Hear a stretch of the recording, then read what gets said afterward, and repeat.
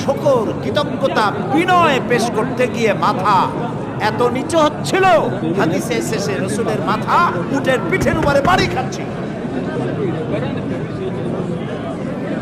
এই অবস্থায় প্রবেশ করলেন, মানুষ সমানে দৌড়াইতেছে, সাহাবীরা চতুর্দিক থেকে ঘিরে ফেলেছে, নেতারা সব মসজিদে হারামের চতুর্দিকে সব এসে এক জায়গায় ঘেরাও হয়ে গেছে, পালাবার কোনো রাস্তা নাই। সবগুলি মানুষ থরথর করে কাঁপতেছে। রাসূলুল্লাহ জিজ্ঞেস করলেন, এই কুরাইশের নেতারা,